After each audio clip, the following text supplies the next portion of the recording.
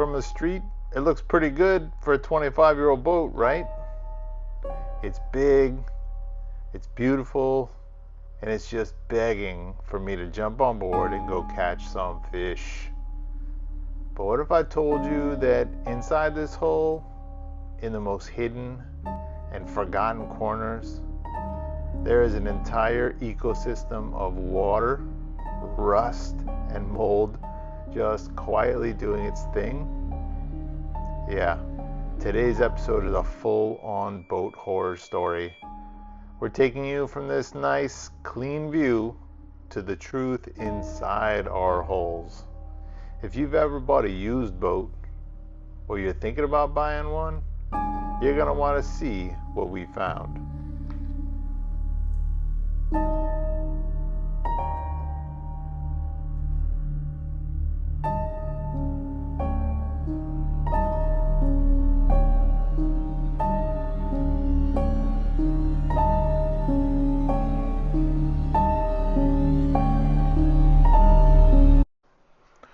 Alright, let's get this used boat inspection tour going from the top.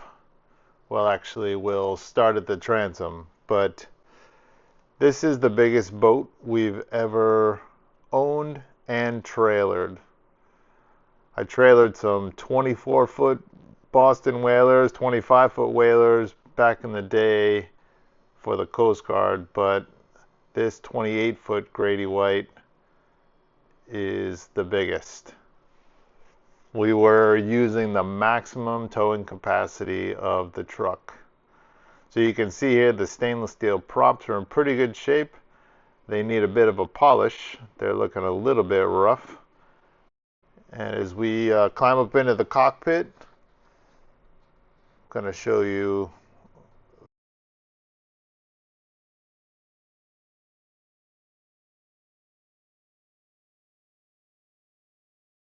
underneath this back seat right here. You can open it up. Boom, there's the batteries, the fuel filters, the inverters down in there, the battery charger. These batteries are only about 4 years old, so they're not brand new, but they're not ancient either. The fuel filters look fine for now, but we'll keep an eye on them as we start running the boat more. The inverter back there and the battery charger are definitely on the replace me list. It's one of those older boat realities.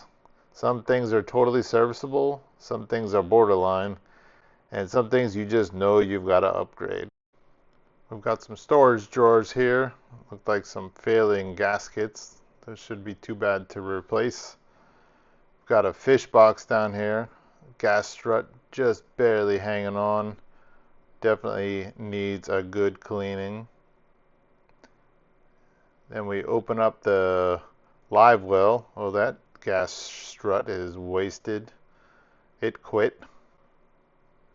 And then we open up the other storage compartment where we've got a bunch of oil and maintenance supplies. What's that, a fishing lure in there? Heading up onto the main deck, the seats are missing, but that's okay because we took those out on purpose. They were in pretty rough shape.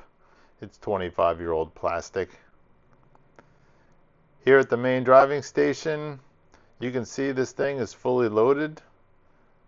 Just behind the plexiglass here, we've got the Simrad chart plotter.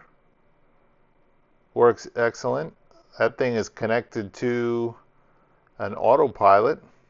That autopilot even has the remote control. So you could be forward on the vessel and alter your course, port or starboard, if you needed to. So with any boat, if you really want to know what's going on, you got to go below deck to see what's really happening. As we head down into the lower cabin, you're going to see some of the classic signs of moisture being trapped throughout the life of this boat. This panel was attached to the wall with a bunch of metal staples behind it. Look at the way that trapped moisture just corroded those staples, left rust everywhere, just running down the walls. That's going to take a lot of work to get out, but we're up to the task. There's quite a bit though. So this is where the microwave was. That thing rusted out. Nobody could have prevented that. But what we didn't know is that it was hiding something else. Oh man, what is that? That's trapped water. And trapped water never leaves on its own. Just behind the galley sink, there's this little storage area right where the butane stove lives. And I'm really curious if other Grady White owners, what they use this space for. If you've got ideas, drop them in the comments, because right now it's just screaming potential. And please come clean me. It's kind of cool that it has that little drain in there in the back, which means we could probably fill it full of ice and drinks and use it as overflow for the little refrigerator, which is a nice thing to have. So the 12-volt refrigerator actually works great, which is a huge win on a used boat. It just needs some love and a serious attack on the rusty areas.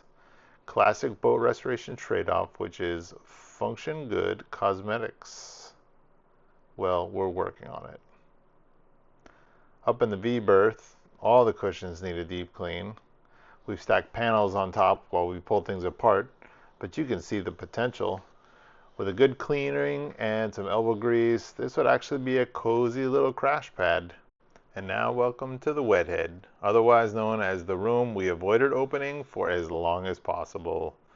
There's mold and corrosion in the sink and the shower fixture. It definitely smells like a space that hasn't been fully dried out in a long time.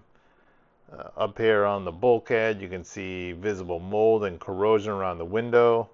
This is classic water intrusion territory. Leaking seals, condensation, and moisture go nowhere. And now on to what we call the second berth. Also might be known as claustrophobia nightmare. Just kidding, it's not that bad. I'm 6'2" and I could lay down flat in there, but I wouldn't want to spend a lot of time. Once we deal with the mold and clean everything down there, that'll be some primo dog napping real estate.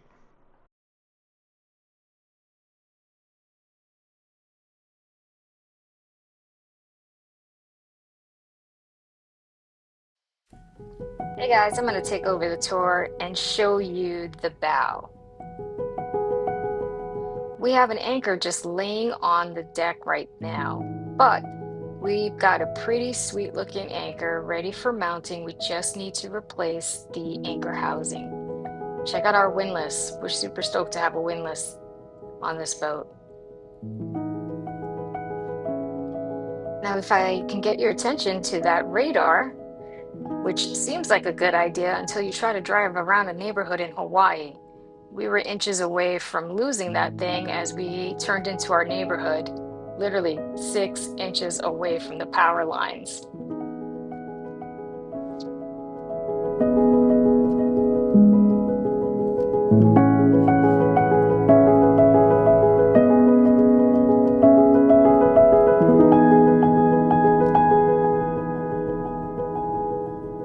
Back aft, we are excited about the EVA foam flooring. So that's the grand tour from bow to stern, and we're finishing up right here on the aft deck. Now that you've seen the before, let's see if we can make a dent in the grime. Don't go anywhere, we're about to start cleaning. Now we get into the boat interior deep clean. First up, these storage nets and curtains. They look innocent until you take them down and realize they're basically crunchy from salt, grime, and 25 years of boat life. I pulled them down and prepared them to go into a bucket wash station because there's no way I'm throwing this in my washing machine.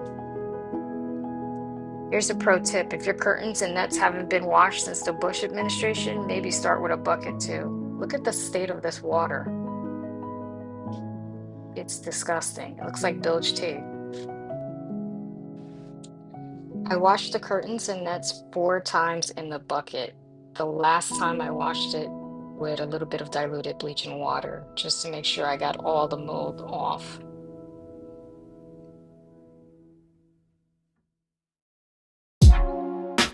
While the curtains were soaking, I went after the vinyl cushions and plastic seats with diluted purple power, a scrub brush, and a Mr. Clean magic eraser.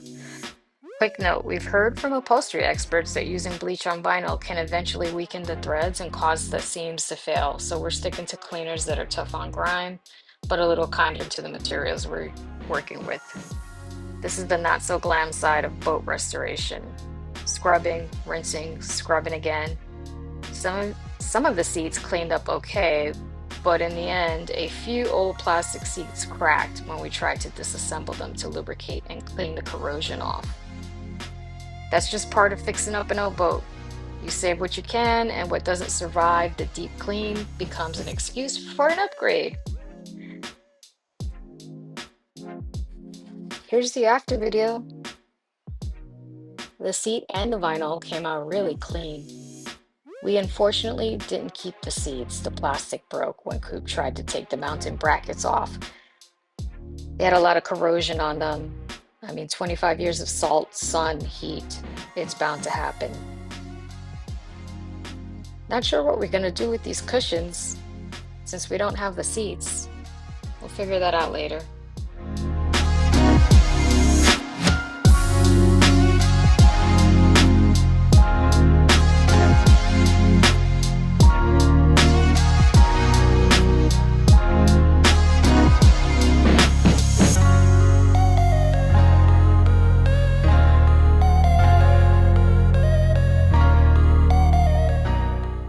Remember that window panel we pulled earlier? Once we got a better look, we realized that the vinyl is basically toast. All those staples left deep rust stains that just will not come out even with the best cleaners. So this is going on the replace list rather than the restore list. The good news is that the curtains responded better than the vinyl did.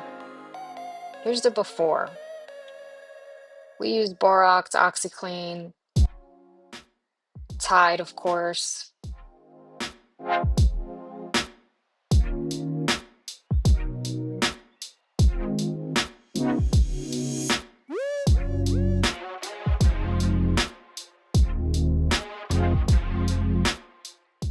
And here's the after. They look brighter, feel soft again, and smell so much better. It's little wins like this that make a boat interior deep clean feel worth it, even when you're surrounded by rust and broken plastic.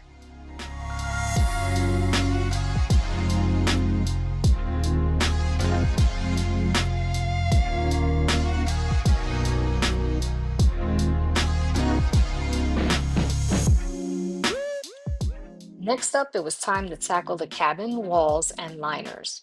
I brought in a carpet cleaner and used it on the fabric and vinyl along the walls to pull out years of grime and those rusty streaks from old leaks.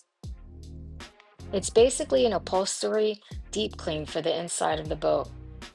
Anywhere the fabric had been catching drips, condensation, or just 25 years of boat life.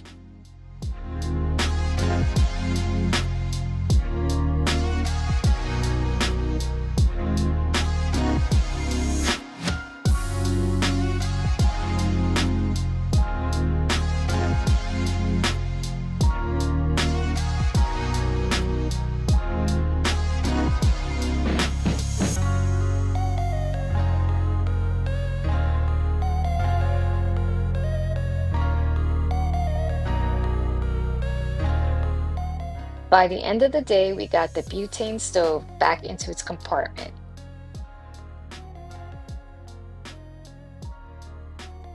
We rehung the now clean storage nets and started to see the cabin come back to life. It's getting dark out, but this is a solid first step in turning this boat horror story into a real home on the water again. So that's it for this round of chaos, hidden water, mold, rust, and a whole lot of scrubbing.